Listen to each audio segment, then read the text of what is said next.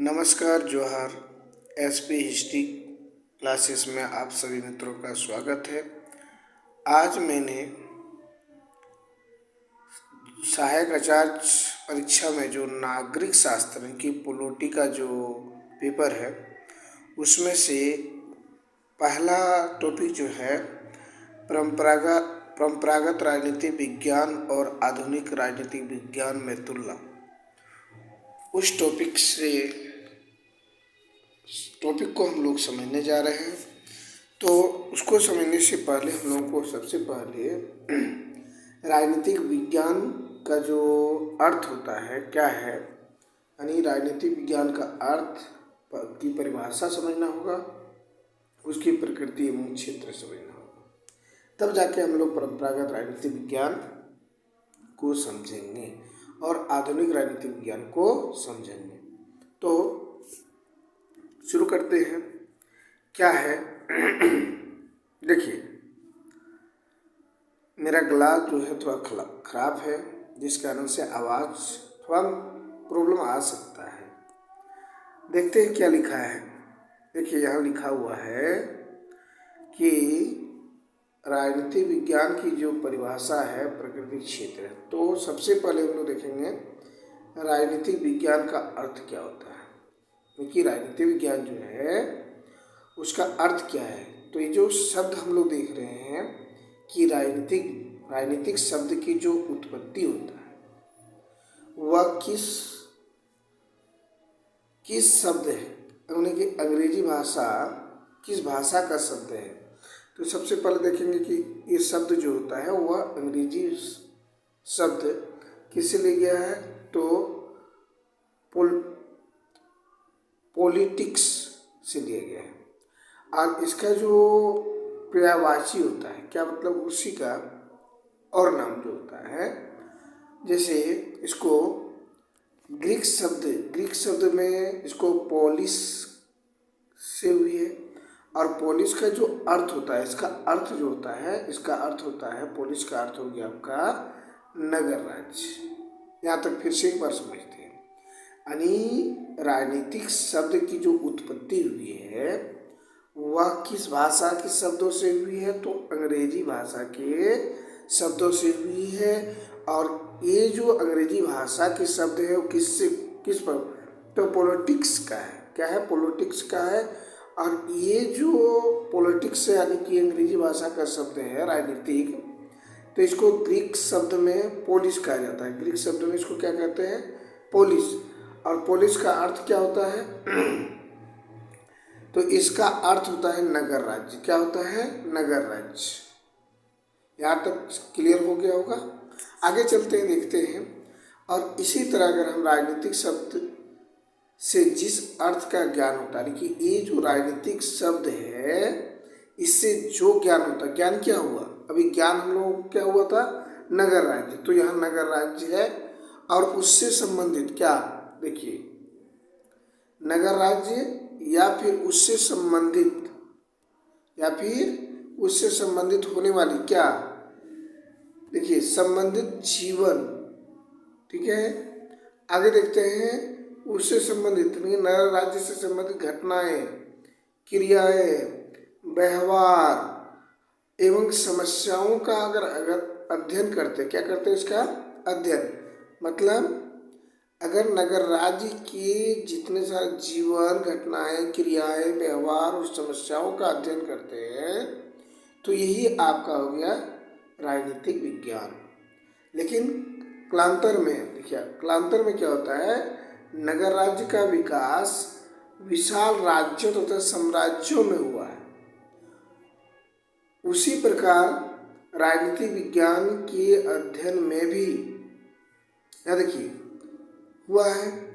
आधुनिक समय में इस विषय का संबंध, देखिए अगर राजनीतिक विज्ञान का संबंध आधुनिक समय में पूछा जाए तो इसका संबंध आधुनिक समय में किससे है, तो राज्य सरकार से है, प्रशासन से है, व्यक्ति और समाज के विविध संबंधों से है।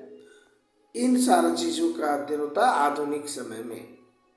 तो यहाँ तक जानकारी अच्छी लगी होगी। आगे देखते हैं क्या है चलिए देखिए, अब इसका राजनीतिक विज्ञान की परिभाषा देखते हैं। वो तो अभी परिभाषा देखेंगे क्या कि राजनीतिक विज्ञान की परिभाषा में के संबंध में दो दृष्टिकोण रखता है। कितना दृष्टिकोण है? दो दृष्टिकोण है। पहला जो है वह परंपरागत है और दूसरा जो है आधुनिक है। मतलब अगर हम राजनीतिक विज्ञान पढ़ते हैं तो इसका दो दृष्टिकोण मिलता है, जो हम लोगों का सिलेबस में दिया है, परंपरागत राजनीतिक सिद्धांत और आधुनिक राजनीतिक सिद्धांत। ठीक है, तो देखते हैं कि पहला में क्या है, परंपरागत राजनीतिक सिद्धांत, ठीक, और दूसरा में क्या है, आधुनिक राजनीतिक सिद्धांत। परंपरागत राजनीतिक सिद्धांत का मतलब क्या हो गया? जो प्राचीन समय से, यानी कि परंपरागत का अर्थ क्या होता है? जो प्राचीन समय से चले आ रहे हैं। और कब तक?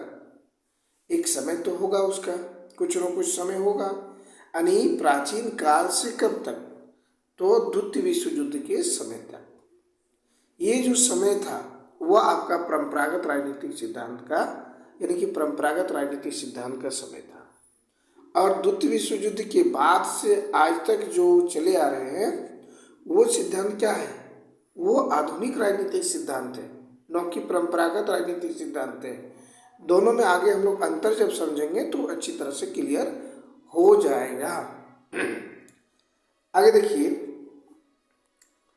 क्या कहता है कि परंपरागत दृष्टिकोण क्या होता है। देखिए, राजनीतिक विज्ञान विषय की विद्वानों के द्वारा इस विषय पर के विभिन्न परिभाषा प्रस्तुत की गई है। अलग अलग विद्वानों ने इसके संबंध में अलग अलग परिभाषा प्रस्तुत किए गए हैं, जिनकी प्रमुख रूप से निम्नलिखित 3 वर्गों में रखा जा सकता है। और जो अलग अलग विद्वान जो है अलग अलग रूपों में जो इसकी परिभाषा प्रस्तुत की गई है, तो इसको जो है 3 भागों में, 3 वर्गों में इसको बांटकर अध्ययन किया जाता है। क्या क्या 3 वर्ग देखते हैं तो पाते हैं कि पहला वर्ग है राजनीतिक विज्ञान केवल राज्य के अध्ययन के रूप में, यानी कुछ विद्वानों ने राजनीतिक विज्ञान को सिर्फ और सिर्फ किसका अध्ययन कहा है? तो राज्यों के अध्ययन के बारे में बताए गए हैं। लेकिन कुछ विद्वान जो है इसको अलग, कुछ और अलग माना है। वो मानता है कि ये जो है राजनीतिक विज्ञान वह सरकार के अध्ययन करते हैं के रूप में है। और कुछ विद्वान जो होता है वह दोनों को माना है, राज्य को भी माना और सरकार को माना है। इसलिए इसको 3 वर्गों में बांटा है। कुछ विद्वान क्या मानता है? कुछ विद्वान इसको मानता है राज्य के अध्ययन में, राजनीतिक विज्ञान को कुछ विद्वान मानता है राज्य के अध्ययन के रूप में। कुछ राजनीतिक विज्ञान कुछ विद्वान मानता है इसको सरकार के अध्ययन के रूप में, और कुछ मिला के दोनों मानता है कि राज्य और सरकार दोनों की अध्ययन करता है राजनीतिक विज्ञान। देखते हैं आगे है क्या लिखा है। चलिए देखते हैं आगे। देखिए यहाँ राजनीतिक विज्ञान जो है, देखिए राजनीतिक विज्ञान के अध्ययन के रूप में पहला जो हम देखें तो ये जो राज्य के अध्ययन के रूप में कौन को क्यों माना है, उसने अपने क्या तर्क दिया है और इसमें से कौन कौन विद्वान है। तो देखते हैं कि मानव की राजनीतिक जीवन का अध्ययन करने के लिए उन संस्थाओं का ज्ञान प्राप्त करना अनिवार्य हो जाता है जिनके अंतर्गत मानव ने अपना राजनीतिक जीवन प्रारंभ किया और जिनके माध्यम से वह अपने राजनीतिक जीवन को विकसित करने के लिए प्रयत्नशील हैं। देखिए यहाँ क्या कहता है कि जो विद्वान राजनीतिक अध्ययन के रूप में माना है उन्होंने क्या तर्क दिया है। तो उन्होंने तर्क दिया कि जो राजनीतिक विज्ञान है वह जीवन का अध्ययन करने के लिए और उन संस्थाओं का ज्ञान प्राप्त करने के लिए अनिवार्य हो जाते हैं जिसके अंतर्गत मानव अपने, देखिए यहाँ से, मानव अपने राजनीतिक जीवन प्रारंभ किया और जिसके माध्यम से वह राजनीतिक जीवन को विकसित करने के लिए प्रयत्नशील है। इसलिए उसने माना कि राजनीतिक विज्ञान जो है वह राज्य के अध्ययन के रूप में है। इसी प्रकार राजनीतिक संस्थाओं में राज्य सबसे प्रमुख है, यानी कि राजनीतिक संस्थाओं में राज्य जो होता है वह सबसे प्रमुख होता है। और राजनीति का पर्यायवाची आंग्ल शब्द, यानी कि आंग्ल शब्द जो होता है, यूनानी शब्द जो होता है पॉलिटिक्स, यानी यूनानी भाषा की पोलिस कौन चीज से लिया गया है, पोलिस शब्द से बना है, और जिसका अर्थ क्या होता है भाषा में, यानी कि पोलिस भाषा में नगर अथवा राज्य होता है। यूनान जो थे उस समय जब हम लोग परंपरागत राजनीति पढ़ रहे हैं तो यूनान जो है वह उस समय छोटे छोटे नगर राज्यों में विभाजित था। छोटा छोटा भागों में इस तरह बटा हुआ था, ये छोटे छोटे भागों में इस तरह बटा हुआ था यूनान राज्य जो था। और इसी कारण से इसका जो है यूनान वासियों के लिए जो है नगर राज्य में कोई भेद नहीं था।